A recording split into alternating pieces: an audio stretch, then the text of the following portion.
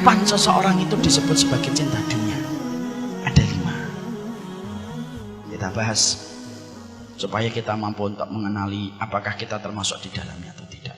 Yang pertama, kapan seseorang itu secara fix dan confirm itu disebut sebagai cinta dunia? Yang pertama, kalau dia itu menjadikan seluruh ibadahnya, ketaatannya, ibadah dan ketaatan yang dia lakukan pada kehidupan itu, harusnya ibadah dan ketaatan itu diniatkan untuk mendapatkan pahala di akhirat dan di surga. Tapi kalau orang sudah jatuh cinta sama dunia, maka seluruh ibadah dan ketaatan yang dia lakukan dan dia kerjakan bukan untuk mendapatkan rumah di surga, tetapi seluruh ketaatan dan ibadah itu dikerjakan, dilaksanakan untuk mendapatkan sekeping dari urusan dunia. Ini hati-hati nih. Jadi kalau orang itu terindikasi bahwasanya dia itu jatuh cinta sama dunia, maaf ya, ibadah yang harusnya ibadah itu diniatkan untuk akhirat, kalau orang jatuh cinta sama dunia itu enggak. Ibadah pun yang harusnya diniatkan untuk akhirat, dia niatkan untuk dunia. Sehingga ibadah yang dilakukan itu hanya untuk menunjang supaya dunianya itu menjadi sukses. Sholat, tapi untuk proyek. Puasa, tapi supaya dagangannya laku. Sedekah, supaya kemudian dia mendapatkan profit dan mendapatkan keuntungan yang besar. Padahal kita harus paham, harusnya seorang mukmin itu memahami sholatnya, puasanya, sedekahnya itu bukan untuk membangun dunia dia, tapi sesungguhnya seluruh ibadah kita itu untuk membangun akhirat kita. Karena rumah kita di surga itu tidak bisa kita bangun kecuali dengan komponen ketaatan-ketaatan yang kita lakukan pada kehidupan di dunia. Orang kalau sudah kesetrum dengan cinta kepada dunia, bukan hanya mubah yang dijadikan untuk mendapatkan dunia. Kalau perkara mubah untuk dijadikan dunia memang boleh. Tapi kalau orang kesetrum dengan urusan dunia, maaf, sampai urusan akhirat pun dia niatkan untuk mendapatkan dunia. Dan ini termasuk salah satu perkara yang tanpa kita sadari dibenci sama Allah. Banyak orang hari ini kalau melakukan ibadah itu yang dipikir pertama kali itu untuk mendapatkan profit dan margin. Sedekah, tapi niatnya bukan untuk mendapatkan akhirat, supaya padam api neraka. Kenapa api neraka tidak bisa padam kecuali dengan sedekah? Tapi ternyata kita menjumpai ada orang sedekah, niatnya supaya dagangan dia itu laku. Padahal ini satu kesalahan, ikhwan. Maaf ya, Allah itu membagi dunia kepada kita itu bukan berdasarkan ibadah, tapi Allah itu membagi dunia dalam kehidupan kita berdasarkan takdir yang ditetapkan oleh Allah 50.000 tahun sebelum Allah menciptakan langit dan bumi. Kalau Allah itu membagi dunia kepada kita berdasarkan ibadah kita, satu, para sahabat itu tidak ada yang miskin dan para sahabat tidak ada yang fakir. Padahal faktanya mu'dhamus sahabati fuqara. Padahal faktanya rata-rata para sahabat itu miskin, padahal mereka ibadahnya lebih tinggi daripada ibadah kita. Kenapa para sahabat itu miskin padahal ibadahnya luar biasa? Di situ kita mendapatkan sebuah bukti, Allah bagi dunia bukan berdasarkan ibadah. Yang kedua, kalau Allah itu membagikan dunia kepada kita berdasarkan harta, berdasarkan ibadah, berarti orang-orang yang tidak beriman itu harusnya tidak punya duit. Orang yang tidak beriman, yang tidak pernah dzikir pagi, dzikir petang, apalagi datang ke kajian kayak gini, harusnya tinggalnya mereka di bawah jembatan. Tapi kenapa banyak orang kafir yang tidak beriman? Mereka hartanya lebih banyak daripada kita, mobilnya lebih bagus daripada kita, motornya lebih bagus daripada kita, kemana-mana pakai jet pribadi, kita pakai pesawat itu pun yang ekonomi, yang bagasinya bayar sendiri lagi, ya kan? Kalau memang ibadah, kalau memang dunia itu dibagi berdasarkan ibadah, harusnya mereka itu lebih miskin daripada kita.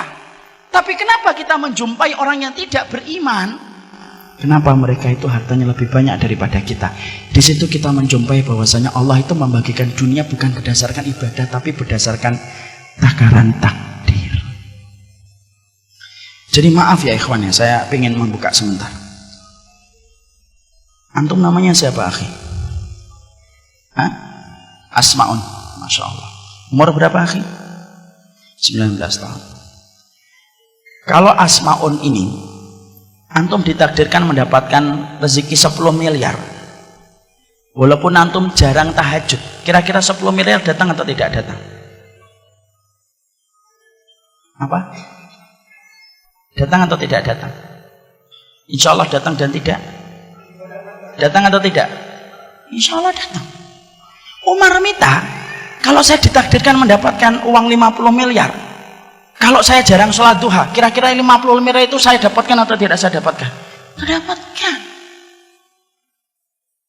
Jadi ternyata sholat duhanya kita itu tidak ada kaitannya dengan dunia.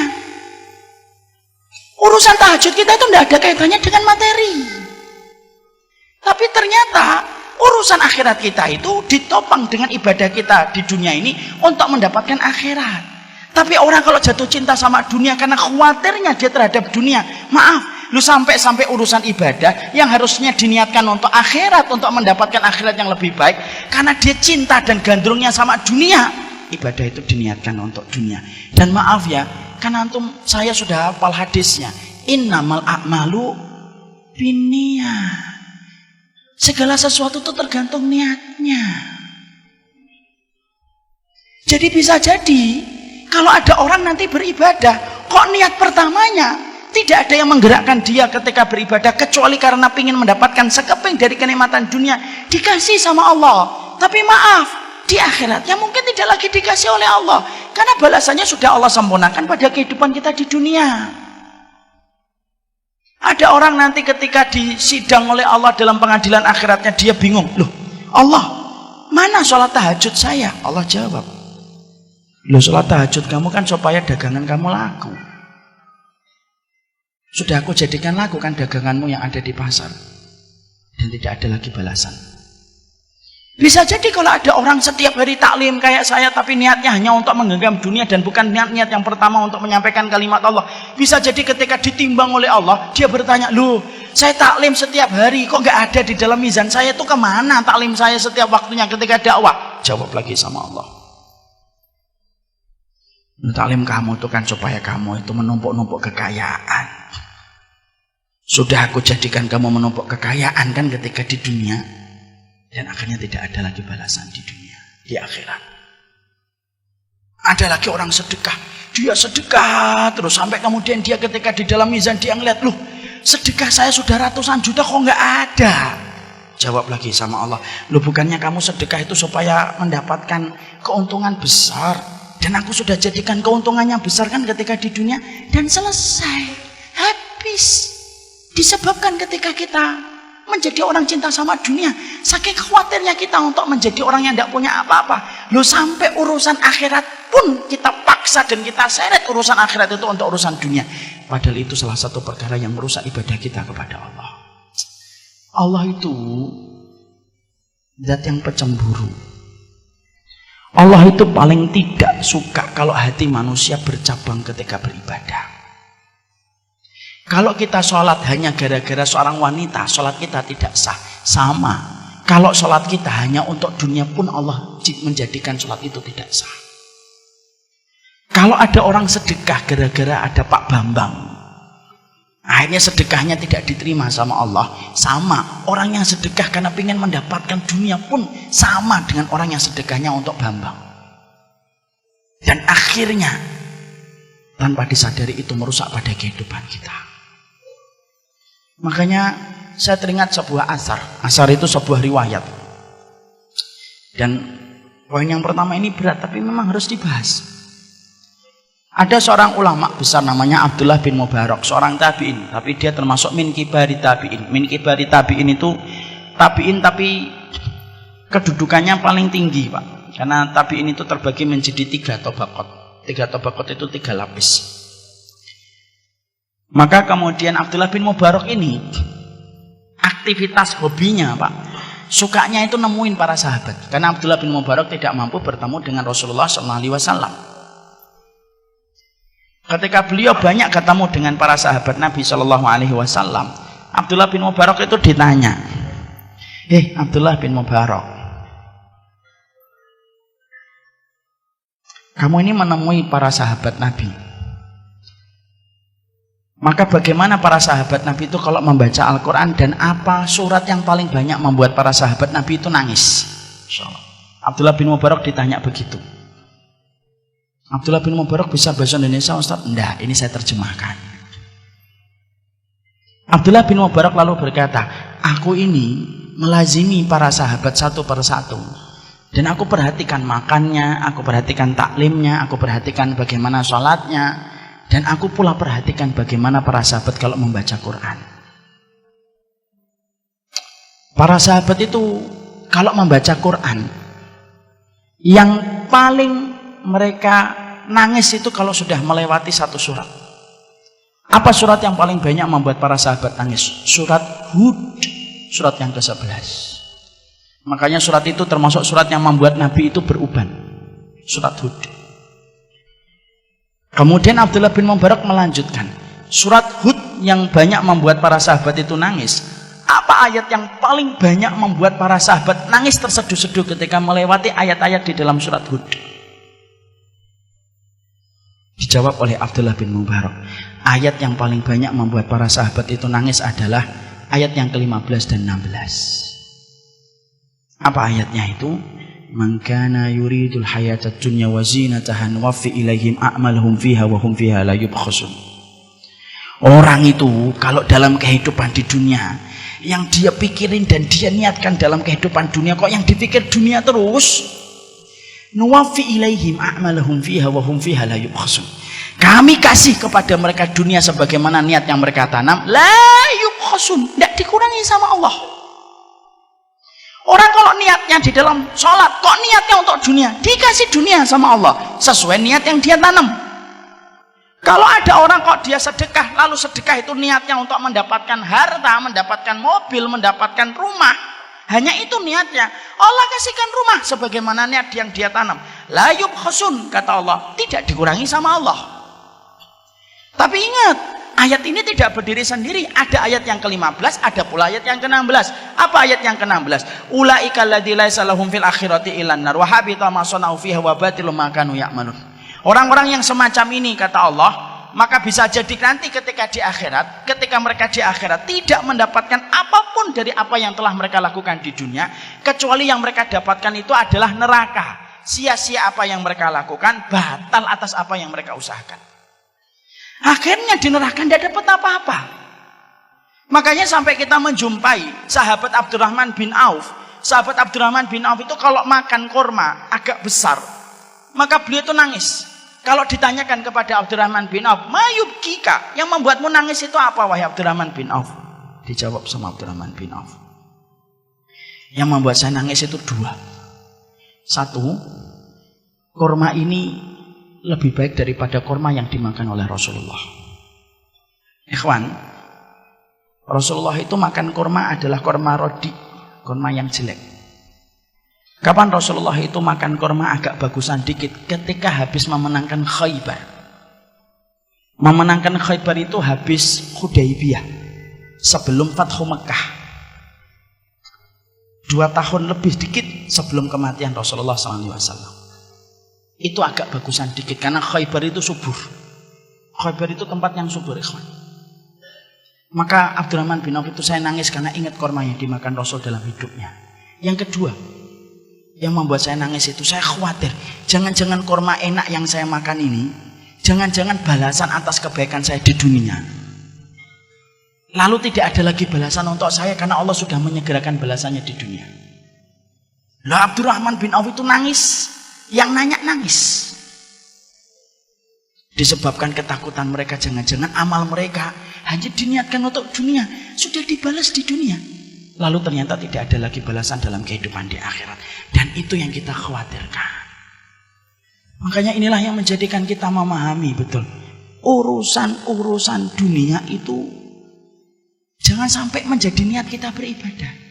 Dan maaf ikhwan, kalaupun antum beribadahnya sudah karena akhirat, Allah pasti akan mudahkan antum untuk mendapatkan dunia. Kenapa? Akhirat kalau sudah beres, apalagi cuma dunia. Karena akhirat itu harganya mahal dan tidak ternilai harganya. Apalagi dunia, semahal-mahal dunia itu masih bisa kesebut harga.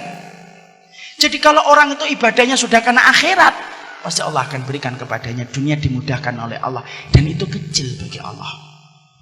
Makanya inilah yang menjadikan kita mikir, ya Allah, jangan-jangan kita itu selama ini ibadah tapi cita rasanya cita rasa dunia. Sholat, rajin, tapi untuk dunia. Ya memang dapat. Tapi setelah dapat, tidak ada lagi balasan di akhirat karena Allah sudah segerakan di dunia. Dan maaf, kalaupun kita tidak menjadikan niat ibadah kita untuk dunia karena memang takdirnya kita dapat 5M itu datang. Tapi jangan niatkan ibadah itu untuk dunia. Karena Allah itu zat pecemburu. Allah itu pecemburu kalau niat hatinya manusia itu sudah diniatkan untuk Allah, tapi dia bercabang dan berselingkuh. Dia niatkan untuk dunia. Allah kok disamakan dunia, padahal di hadapan Allah dunia itu sebagaimana sayap seekor nyamuk. Makanya kalau ada orang sudah meniatkan untuk dunia, ayat surat Hud yang tadi kita baca dalam 2 ayatnya, itu bisa mengenai kepada siapapun. Maaf ya, dakwah ketika jadi ustadz itu, yang paling susah itu bukan menghafalkan ayat. Enggak.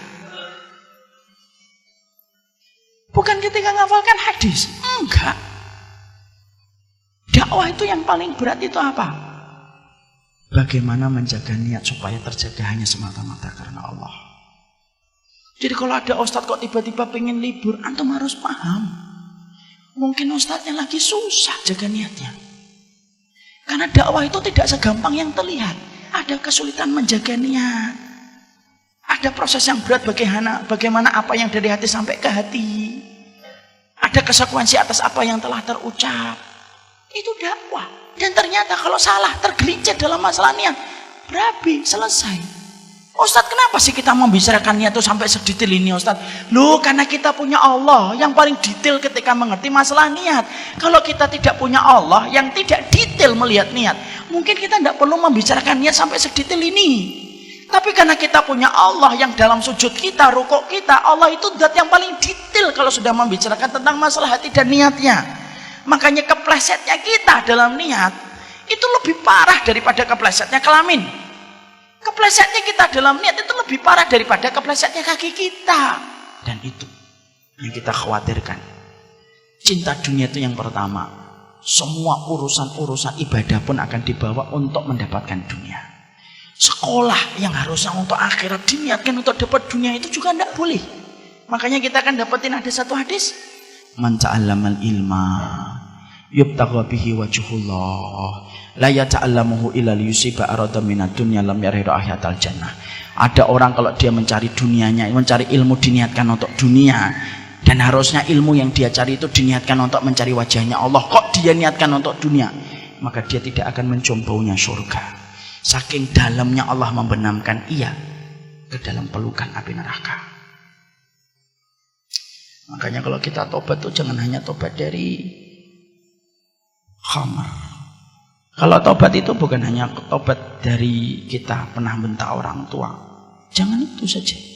Tapi salah satu tobat kita adalah, ya Allah, kalau ada ibadah saya yang saya lakukan karena dunia, sadar atau tidak sadar, ampuni kami ya Allah. Allahumma inni a'udzubika an usyrika bika syai'an a'lamuhu wa astaghfiruka lima la a'lamuhu. Dan itulah yang pertama. Makanya orang kalau jatuh cinta sama dunia itu semuanya ditakar untuk dunia. Dan itu tidak betul. Ustadz, mungkin nanti ada yang bertanya. Nah, sebelum ada yang bertanya saya jawab duluan. Ustadz, kalau saya meminta dunia emang tidak boleh? Nah, kalau berdoa boleh. Karena kita kalau punya hajat siapa yang kita minta kalau bukan Allah? Sampai urusan garam yang tumpah minta gantinya sama Allah. Kalau doa minta dunia boleh. Yang tidak boleh itu ketika kita meniatkan ibadah selain permintaan, tapi yang mendorong kita beribadah itu bukan karena Allah, tetapi karena untuk mendapatkan sekeping dari kenikmatan dunia. Ada bapak-bapak saya tanya, saya harus sholat duha Ustaz. Sholat duha itu sunnah Pak, tapi kalau bagi saya hampir-hampir mewajibkan. Loh, kok gitu Pak? Iya, karena nanti dagangan saya jadi tidak ada apa-apanya kalau saya tidak sholat duha. Bingung saya. Padahal sholat duha itu kan untuk apa sih fungsinya sholat duha? Fungsinya sholat duha itu ngasih sedekah kepada 360 ruas tulang kita yang butuh disedekahin, dan sedekah itu dicukupi dengan kita sholat 2 rakaat. Makanya saya agak kurang sependapat. Kalau ada orang sholat duha yang pernah saya jumpai itu, sholat duha itu menghadapnya ke Ka'bah, ke barat, ke kiblat, setelah itu ke kanan, kemudian ke belakang, kemudian ke sebelah kiri, balik lagi ke depan. Saya tanya kenapa harus gitu? Untuk menjaring dunia dari 4 arah mata angin. Masya Allah. Bingung saya. Muter aja sekalian kalau kayak gitu. Padahal kan duha itu kan karena kita pengen ngasih sedekah sama ruas tulang kita. Makanya habis ini saya tidak ngerti Ustaz. Moga-moga kita habis ini meminta ampunan kepada Allah. Dan doakan para ustadz yang ngajar antum adalah orang yang mereka terjaga niatnya. Dan itu yang pertama. Sampai di sini paham? Yang kedua, jangan langsung mengatakan saya insya Allah nggak kayak gitu. Itu penyakitnya orang yang gampang mentazkiyah dirinya sendiri. Yang kedua, kapan seseorang itu disebut fix dan confirm sebagai cinta sama dunia? Yang kedua itu dia memiliki sifat. Sifatnya itu sebagaimana dalam satu riwayat. Dalam satu riwayat yang saya baca, dia kayak khimar di waktu siang. Tapi dalam beberapa penjelasan dia kayak asad. Kayak singa dia di waktu siang. Wa jussah fil lail. Tapi kemudian dia jadi bangkai ketika di tengah malam. Orang yang jatuh cinta sama dunia itu akan terbaca dan tercermin bagaimana ketika dia itu menjalani aktivitas siang dan malamnya. Kalau siang, dia itu memiliki sifat sebagaimana singa. Singa itu lihat ikhwan, singa itu tajam kalau melihat buruan. Itu kan singa. Maka orang yang jatuh cinta kepada dunia itu kalau pagi, duha, siang, sore, maka dia itu kekuatannya ekstra. Powernya itu luar biasa, tidak ada mati-matinya. Kalau batu baterai, alkalin dia. Terus dari utara lompat ke selatan, dari selatan lompat ke timur, dari timur lompat dia ke barat, terus diputar-putar itu. Tapi tepat ketika malam dia menjadi bangkai. Dia akhirnya jadi bangkai ketika malam, tidak pernah tahajud. Tidak pernah qiyamul lail. Disebabkan keletihan dia di waktu pagi dan di waktu siang. Karena dia tidak sadar bahwasanya Allah turun langit ke sepertiga malam. Dia tidak pernah bangun dan tidak pernah punya semangat untuk bangun. Ratusan malam dilewati tidak pernah bermunajat kepada Allah. Tidak ada penyesalan ketika bangun di pagi hari. Tapi ketika ada satu proyek, satu kesempatan, gemericik harta, kok terlewatkan, penyesalannya terbawa sampai 3 tahun pun tidak hilang-hilang. Jadi kalau ada orang, kalau dia memiliki 2 sifat, dia kayak keledai yang suka makan, atau sebagaimana singa yang luar biasa ketika mencari harta, tapi ketika malam itu kemudian dia tepar dan tidak pernah melaksanakan sholat malam untuk beribadah kepada Allah, maka itu salah satu di antara sifat orang yang sudah jatuh cinta sama dunia. Padahal maaf ya ikhwan, kita nyari rezeki itu memang bagian dari nafkah dan itu wajib. Betul, saya tidak mengatakan mencari nafkah itu haram, enggak. Mencari nafkah itu kewajiban. Tapi mencari nafkah itu juga kita harus paham waktunya. Karena tawakalnya kita, karena takaran kita kalau mencari harta itu sudah dibuat takaran waktunya oleh Rasulullah. Bagaimana Rasulullah itu menakar waktu kita untuk bekerja? Nabi itu kan sudah menyerupakan cara kita bekerja itu sebagaimana burung ketika bekerja. Taqdu himasan wa taruhu bitonan. Nabi itu menyerupakan tawakalnya kalian itu sebagaimana tawakalnya burung. Pergi di waktu pagi dalam kondisi perutnya kosong, pulang di waktu sore dalam kondisi penuh. Berarti takaran kita kalau kita bekerja frekuensi waktunya itu antara pagi sampai sore. Kira-kira berapa jam? 8 jam sampai 10 jam.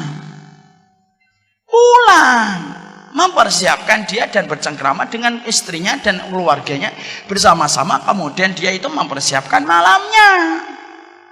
Kalau sekarang enggak, banyak orang yang selalu mengatakan saya mencari nafkah, berangkatnya sebelum subuh, pulang-pulang tengah malam. Mana ada burung pulang tengah malam? Itu namanya burung hantu. Tapi orang itu ketika akhirnya tidak sadar, akhirnya apa? Semacam itu. Dan dia itu selalu membela diri ketika dia selalu mengatakan bahwasanya ini merupakan bagian dari cara dia mencari nafkah. Maaf ikhwan, semua itu ada takarannya. Antum kalau semangat sholat maghrib, lalu antum tambahi dari 3 menjadi 5, walaupun khusyuk, tidak akan diterima dan tidak akan dicatat malaikat raqib. Kenapa ini mati ini? Mari kita akhiri kajian kita pada maka kalau nambahi sesuatu pada sesuatu yang tidak ada takarannya itu tidak boleh. Kalau sholat kita aja tidak boleh berlebihan, apalagi urusan ketika mencari nafkah. Akhirnya orang atas nama mencari nafkah habis waktunya untuk mencari duit. Senin sampai Jumat kerja, Sabtu Ahad ngurusin hobi. Senin sampai Jumat kerja lagi, Sabtu dan Ahad ngurusin hobi. Malam tidak pernah bangun untuk bermunajat kepada Allah. Takaran waktunya rusak karena dia tidak menyesuaikan dengan takaran waktu yang disampaikan oleh Rasulullah. Maka akhirnya kalau ada orang dalam kondisi ketika dia mencari penghasilan atas nama nafkah untuk memberikan kecukupan kepada istri dan anaknya, tapi dalam kondisi takarannya melebihi batasan yang telah dibuat oleh Allah dan Rasulnya, hati-hati. Semacam ini berpotensi akhirnya tersetrum untuk mendapatkan cinta kepada dunia secara berlebihan. Dan akhirnya yang kita khawatirkan itu apa? Mungkin dapat dunia, tapi akhirnya diluputkan dari rezeki. Ini dari pagi nih saya ngomong antara dunia dan rezeki itu beda. Ini dari pagi sejak saya di Jogja. Saya ulang lagi di sini. Antum paham gak ikhwan? Bedakan antara dunia dengan rezeki.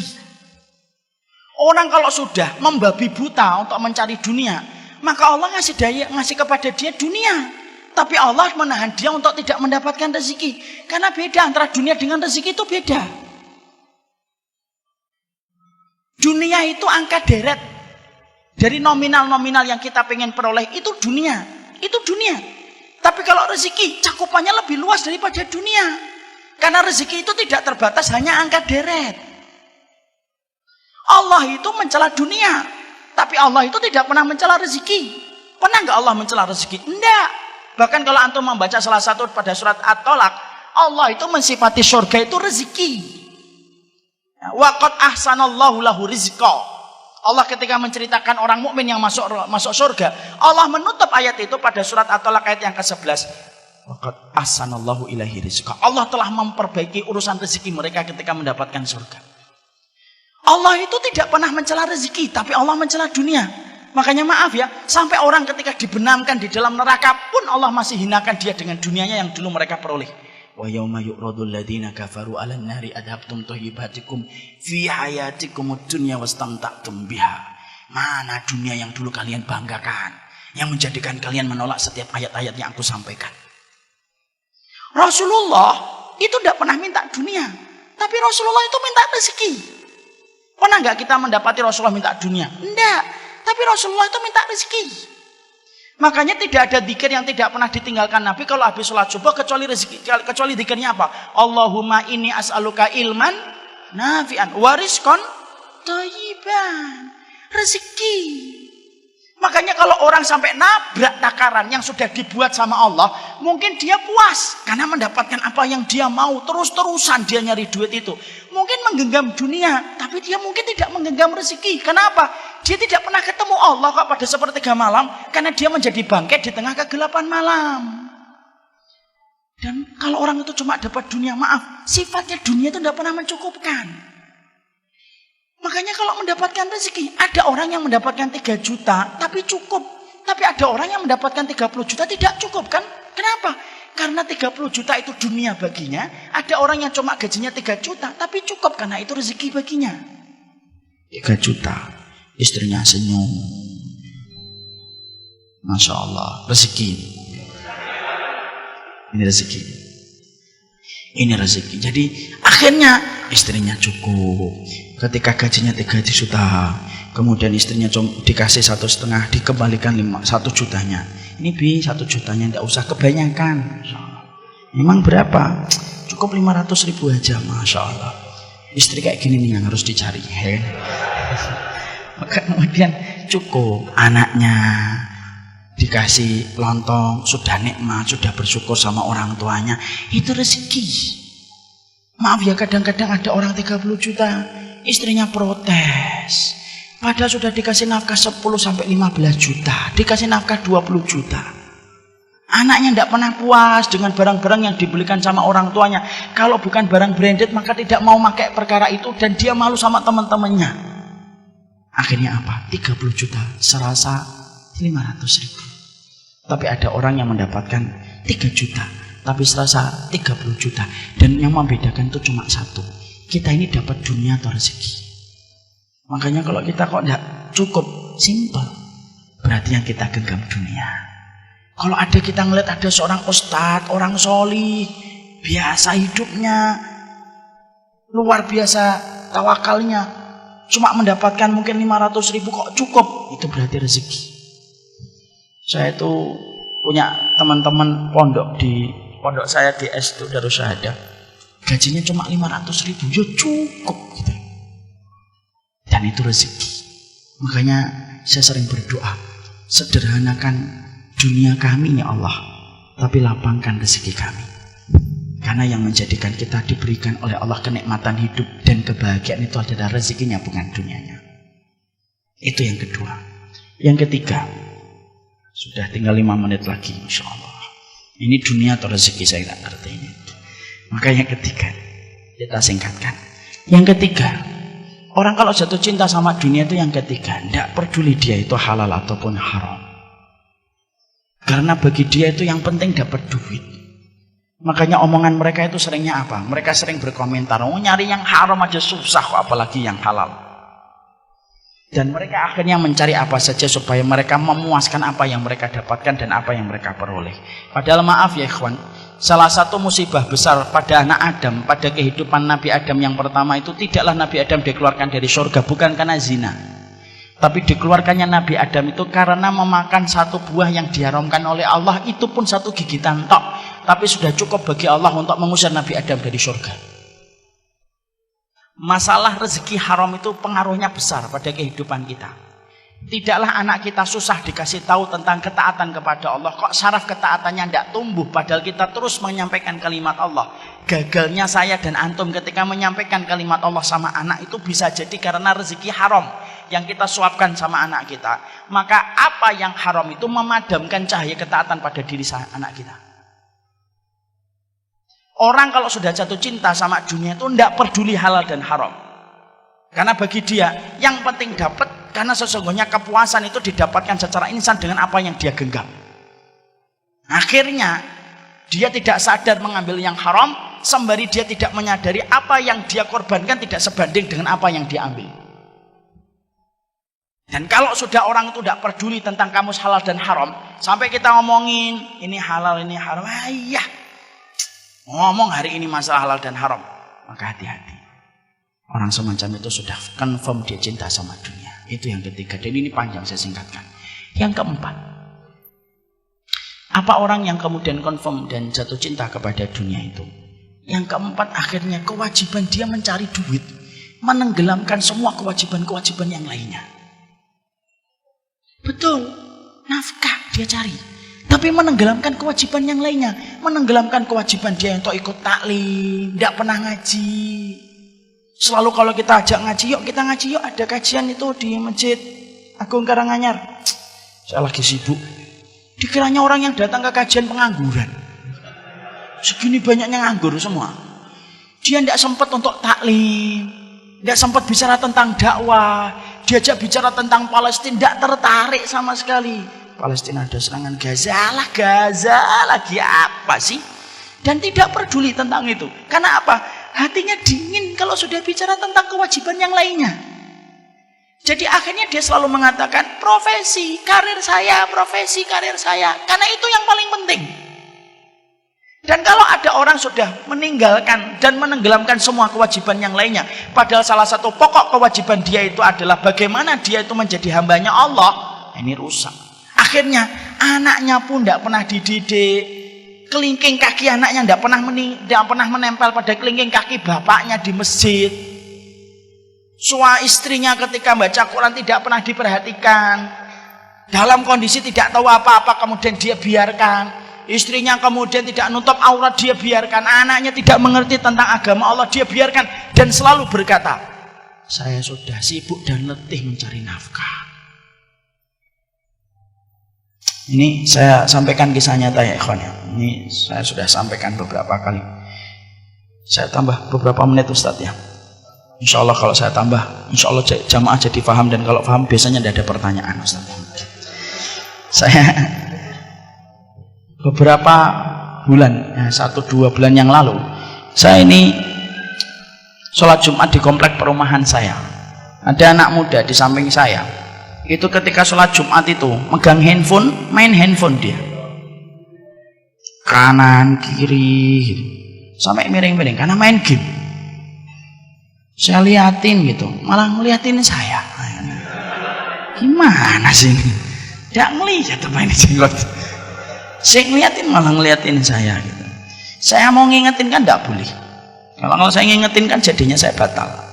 Idza qulta li sahibika ansit wal imamu yakhthub faqad laghawta. Kalau kamu ngingetin orang diem ketika khutbah Jumat sedang disampaikan, kamu telah batal.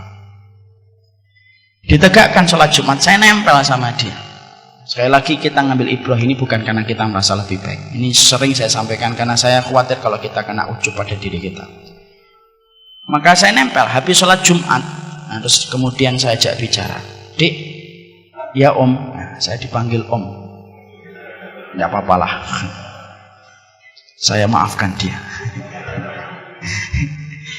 Tadi kok sholat Jumat kok main game, itu gimana? Iya, kenapa? Daripada tidur? Oh iya juga. Itu omongan ngenak banget itu. Tapi maaf ya, saat itu saya tidak tidur. Saya ngeliatin dia. Terus saya ngomong, "Kenapa Om?" Loh, begini. Orang kalau sholat Jumat itu sebenarnya tidak boleh kemudian dia itu main apapun. Rasulullah itu menjelaskan, orang yang megang kerikil ketika dia khutbah Jumat aja batal. Man masal hasa faqad laghaw. Makanya maaf ya ikhwan, kita ini kalau sholat Jumat main-main sajadah, karpet diginikan. Hati-hati tuh, bisa terkena hadis yang tadi. Itu tidak boleh. Anak ini baik loh, wallahi baik. Dia nggak sudah Om saya mau buru-buru, enggak, didengerin. Jadi nanti kalau sholat Jumat itu sebentar, kode 15 menit. Kalaupun 20 menit kok nggak selesai, biasanya nanti jamaah yang lain pada batuk-batuk. Masih kode sama khotibnya kepanjangan. Cuma sebentar, dengerin aja, handphonenya dimatikan. Nanti habis sholat Jumat baru dihidupkan lagi. Oh iya, saya baru tahu. Insya Allah. Kelas berapa? Kelas 9, berarti kelas 3 SMP. Saya tanya, bapaknya ada Dik? Ada papa. Oh papa di mana? Di kantor. Sekali lagi kita nggak boleh merasa lebih baik daripada beliau. Kemudian saya tanya, emang papa enggak pernah sholat Jumat bareng kamu? Enggak, udah lama beberapa tahun enggak, karena papa selalu di kantor. Kan kadang-kadang Jumat ada tanggal merahnya. Ya kalau tanggal merah biasanya kami rekreasi, pergi keluar kota. Pernah nggak diajarin bapak gimana sholat Jumat? Seingat saya nggak pernah. Yaudah ya Om ya, saya pamit ya. Saya itu tenang, tapi juga mengingat mungkin kekurangan saya sendiri. Kenapa saya ngambil contoh sholat Jumat? Sholat Jumat itu sholat yang paling sederhana. Kalau kita ajarkan sama anak, duduk, diem, dengarkan, sholat Jumat, selesai. Kalau anak kita, dia tidak bisa sholat khauf, anak bisa maklum lah. Kalau dia tidak bisa istikharah, anak maklum lah. Kalau sholat Jumat sampai tidak tahu itu saya bingung. Tapi banyak orang tua, kadang-kadang itu mengharapkan anaknya baca Quran, tapi dia tidak pernah baca Quran. Banyak orang tua itu yang kadang-kadang mengharapkan anaknya di masjid, tapi dia tidak pernah menempelkan kelingking kakinya dengan kelingking anaknya di masjid.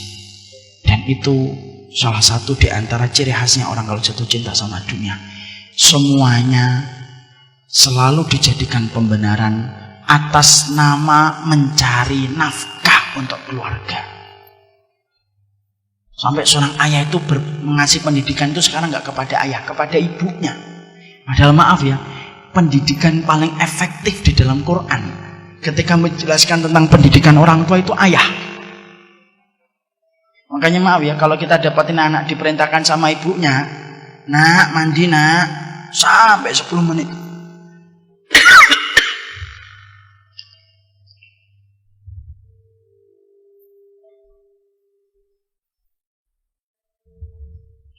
Sampai 10 menit itu anaknya nggak ke kamar mandi. Tapi kalau bapaknya itu langsung berdem, langsung ke kamar mandi dia. Dan itu ayah yang berperan. Tapi karena ayah sering berkata, saya itu udah capek nyari nafkah. Kamu udah tahu saya keletihan. Akhirnya kewajiban semuanya tenggelam atas nama pekerjaan mencari nafkah. Dan itu cinta sama dunia.